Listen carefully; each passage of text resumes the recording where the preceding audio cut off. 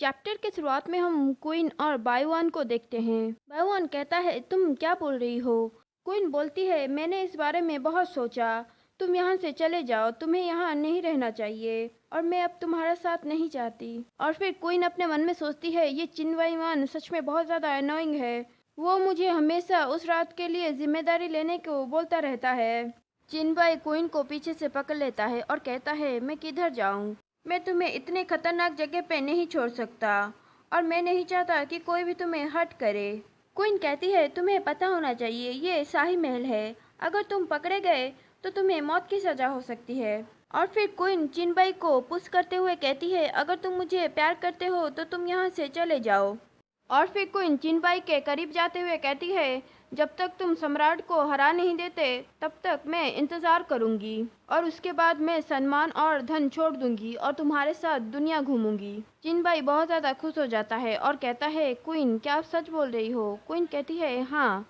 और फिर चिनबाई अपने मन में सोचता है, क्वीन को इस आग से बचाने के लिए मुझे उस बुरे एम्परर को मारना ही पड़ेगा। चिनबाई क्वीन के हाथ को पकड़ते हुए कहता है, तो ठीक है, हम शाम को निकलेंगे, तो तुम अपना वादा याद रखना। क्वीन कहती है, हाँ मैं याद रखूंगी। और फिर चिनबाई वहाँ से चला जाता है और तभी क्वीन की सर्वेंट वहाँ पे आती है। क्वीन उससे पूछती है, क्या तुमने 7वीं राजकुमारी को वो कपड़े पहुँचा दिए?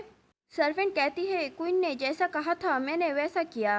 क्वीन कहती है, मुझे नहीं पता हम उस शाही रक्षक के सामने उस 7वीं राजकुमारी की तुलना कर सकते हैं या नहीं। सर्वेंट कहती है, किसी को मारने के लिए किसी और का हाथ यूज़ करना, महारानी ये सच में बहुत ही अच्छी आइडिया है। वहाँ से सीन कट करके हमें चांगलियों का सीन दिखाया जाता है, जहाँ पे गार्ड चांगलियों को सारी बातें बता रहा होता है और चांगलियों से पूछ रहा होता है हमें क्या करना चाहिए।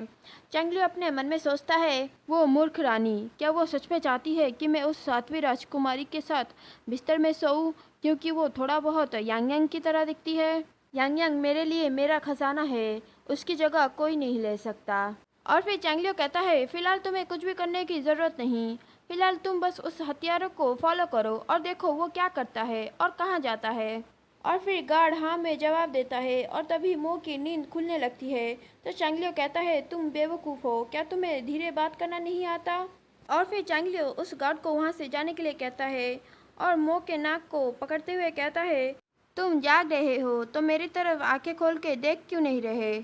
मो कहता है, ऐसी बात नहीं है, मैं थोड़ी देर के लिए सोया था, पर जब मैं उठा तो मुझे थोड़ी सी थकावट महसूस हुई। चांगलियो मो से कहता है, जब मैं 5 साल का था तब मेरी माँ ने मुझे कहा था, शाम के टाइम में हमेशा लोग मेंटली थोड़ा कमज़ोर रहते हैं। ये बात इतने दुखद क्यों है? शायद मुझे बुरी यादें याद आ गई। मो चांगलियो को पकड़ते हुए कहता है, यो मैजेस्ट्री। चांगलियो कहता है, यांग यांग क्या चल रहा है, क्या तुम्हें डर लग रहा है? मो अपने मन में सोचता है, इस आदमी के लिए चिंता करना बेकार है, वो सच में मेरे साथ मजाक कर रहा है। तो ठीक है, अब मैं भी लंबे समय तक खाने की परवाह नहीं करूँगा। मो वहाँ से गुस्से में जाने लगता है। चांगलियो कहता है, कल मैं स्वीट और सावर फिश फ्राई खाने वाला हूँ। और तभी मो वापस आते हुए कहता है, तो फिर मैं मैजिस्ट्री को माफ़ कर दूंगा। और सिस्टम मो के सिर के पीछे एक चिट लगा देता है जिसपे लिखा होता है, ये एक झूठा इंसान है। और फिर चांगलियो मो को पकड़ते हुए कहता है, यांग यांग क्या तुम्हें पता है, तुम्हारे आने से पहले मुझे अच्छे से नींद भी नहीं आती थी, पर अब मुझे लगता है कि सोना भी एक अजीब चीज़ है। मो अपने मन में सोचता है, तो वो मुझे हर दिन के लिए थैंक यू बोल रहा है, पर उसी चीज़ को बदलने के लिए मेरे पीठ और कमर में इतनी ज़्यादा दर्द पड़ गई। और फिर मो कहता है, यो मैजेस्ट्री आप सच में बहुत ही ज़ोर से गले लगाते हैं। और सिस्टम कहता है, ये दोनों सच में एक दूसरे से प्यार करते हैं। और फिर वहाँ से सीन कट करके हमें इनुआ पैलेस का सीन दिखाया जाता है, जहाँ पे क्वीन अपने सर्वेंट से पूछ रही होती है, तुम्हें क्या लगता है, क्या मैं सम्राट को पसंद आऊंगी? सर्वेंट कहती है, इसमें कोई शक नहीं, जब आप पहली बार यहाँ आए थे सम्राट काफ़ी देर के लिए आप ही को देख रहे थे, जबकि तीसरे युवा गुरु काफ़ी सुंदर है, फिर भी सम्राट ने उन्हें नहीं देखा।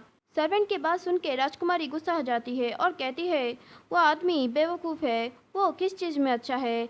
बचपन से लेके बड़े होने तक लोगों ने कहा कि वो बहुत ज़्यादा खूबसूरत है, तो मुझे बताओ वो कहाँ से खूबसूरत है? और फिर क्वीन अपने मन में सोचती है, वो जहाँ पे भी जाता है हर किसी की नज़र उसी में होती है, तो ठीक है, मेरे पिताजी ने मुझे बोला था मुझे सम्राट की अच्छी सेवा करनी है। और फिर राजकुमारी महारानी के भेजे हुए कपड़े को देखती है और सोचती है, महारानी मेरा साथ दे रही हैं तो मुझे सम्राट की फेवरेट कॉन्कुबाइन बनने की कोशिश करनी चाहिए।